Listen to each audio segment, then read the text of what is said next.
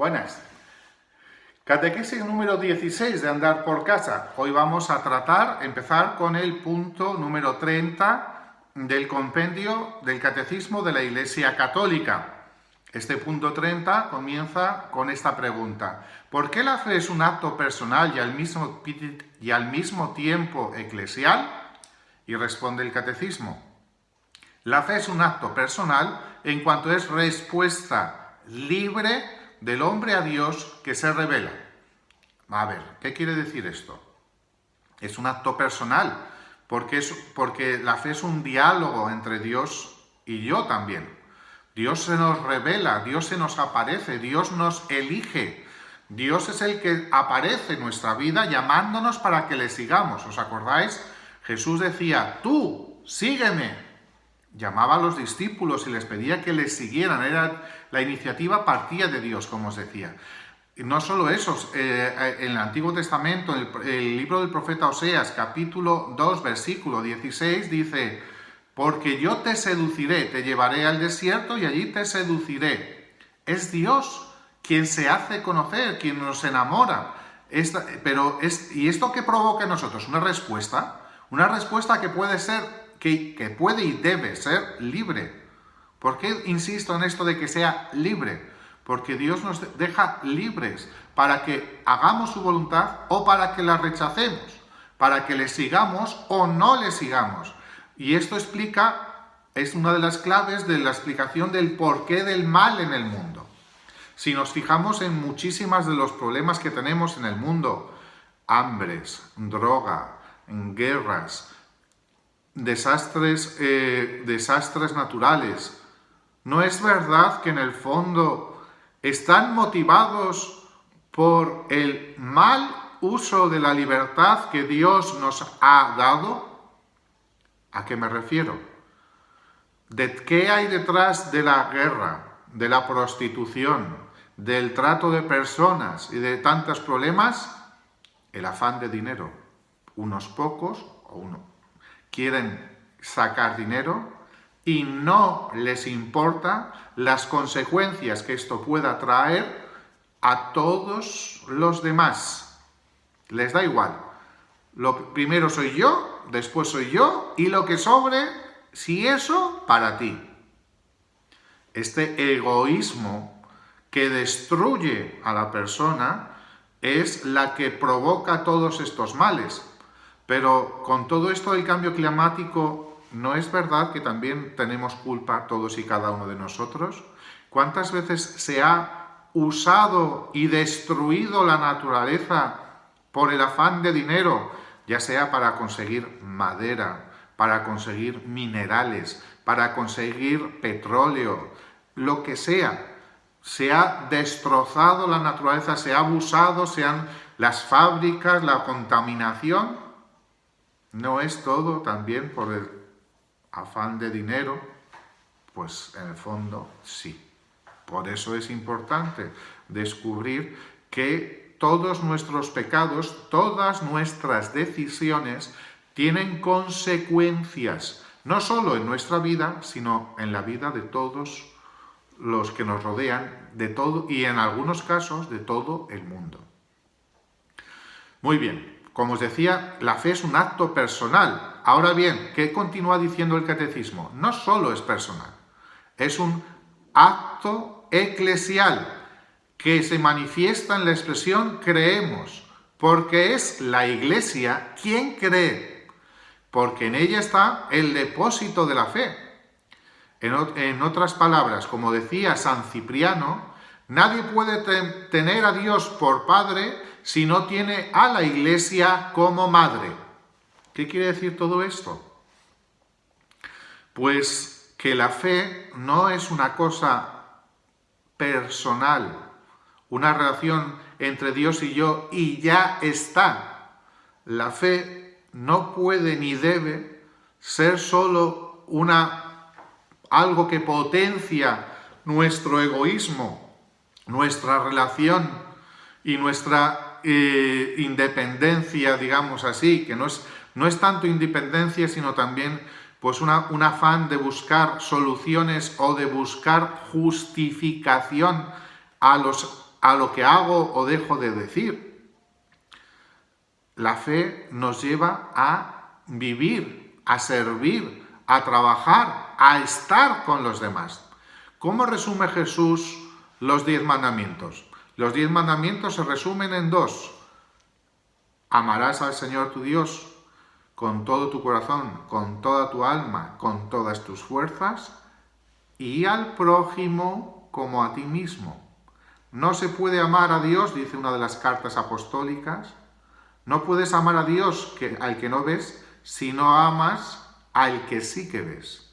La manifestación del amor que tenemos a Dios, la expresión de la fe que tenemos con Dios, está en la ayuda, en el servicio, en la compañía del prójimo, del otro. Por eso la Iglesia es un pueblo, somos una congregación de fieles que buscamos unidos hacer la voluntad de Dios. La fe permanece y reside en la Iglesia. La fe pertenece a la Iglesia. ¿Es don de Dios, don gratuito de Dios? Sí, pero no es solo una relación personal que me aliena, que me separa de los demás, sino al revés, es una relación que me ayuda a poder ver al otro como parte de mí. Es algo que me ayuda a crecer como persona, porque como persona necesitamos los unos de los otros. Para ser propiamente personas, necesitamos poder vivir con y para el otro también. Cuando no vivimos de esta manera, nos reducimos a nosotros mismos al estado de animales que se dejan llevar solo por sus propios deseos y apetencias. A un animal le apetece comer y come. A un animal le apetece dormir y duerme, etc. No se pone a valorar si es prudente que me vean todo el mundo, si deja de ser prudente, si no sé qué, si no sé cuánto. No valora nada de eso. Hace solo lo que le apetece y cuando le apetece. Parte del problema, como os decía también. Dios, ¿por qué nos da la fe? Para ayudarnos a crecer como personas. Y esta fe que reside en la Iglesia, no me lo estoy inventando yo. Resulta que lo decimos muchísimas veces a lo largo de nuestra vida, de nuestros propios sacramentos, etc. Por ejemplo, para que una persona sea bautizada necesita tener, o que se pueda demostrar que tiene fe. ¿Pero qué fe tienen los bebés cuando son bautizados? Si no tienen uso de razón. Entonces, ¿qué ocurre ahí?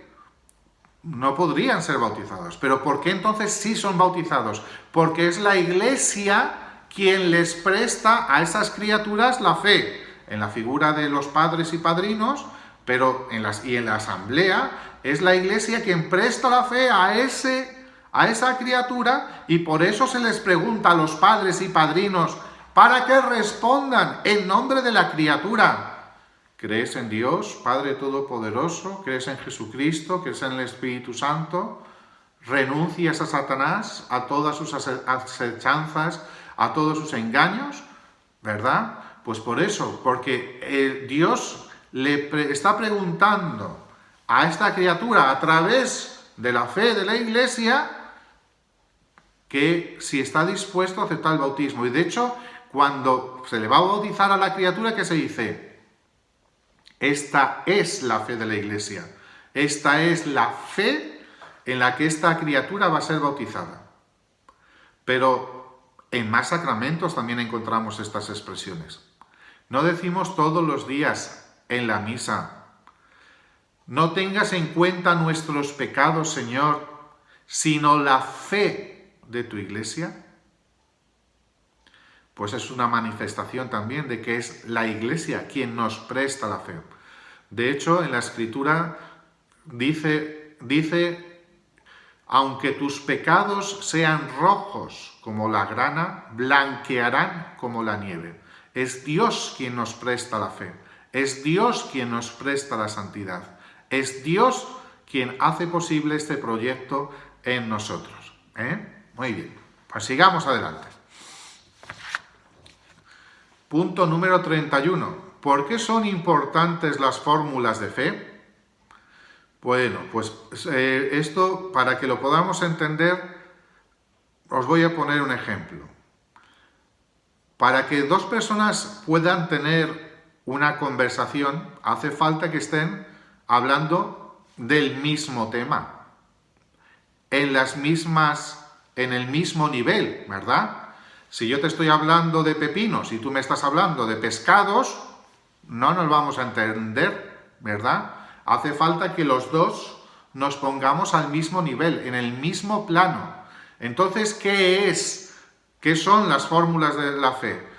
Las fórmulas de la fe nos permiten establecer un suelo común, un mismo nivel, desde el que poder hablar y construir. Son expresiones para expresar, asimilar, celebrar y compartir nuestra fe en un lenguaje común. ¿Vale? Pues nada, eso es lo que quería decir. No sé si lo he conseguido explicar esto último. Las formulaciones, las fórmulas de fe, es el resumen o las cosas que nos permiten poder hablar en el mismo nivel para podernos entender. ¿En qué sentido la fe de la Iglesia es una sola? La Iglesia, aunque formada por personas de todo el mundo, de todas las razas y de todos los continentes, tiene una voz unánime de la única fe, recibida de un solo Señor y transmitida por la única tradición apostólica. Profesa que en un solo Dios, Padre, Hijo y Espíritu Santo, e indica un solo camino de salvación. Por eso, ¿qué quiere decir todo esto? Pues que aunque la Iglesia está constituida por multitud de personas, creemos en una sola cosa. No tenemos cada uno una fe distinta. Todos creemos en una sola cosa, que la salvación viene de Dios, Padre, Hijo y Espíritu Santo, que Dios nos ama y que nos ha creado por amor, que Dios da su vida para podernos demostrar en Jesucristo, en la cruz y en su resurrección, da su vida para demostrarnos el amor del Padre y para que podamos descubrir que no estamos solos, para que podamos fiarnos de Él y abandonarnos en sus manos. ¿Os acordáis el episodio de la tormenta en la barca? Estaba Jesús durmiendo, había una tempestad terrible, los discípulos estaban muertos de miedo, le despiertan, ¡ay, que nos morimos, que no te importa!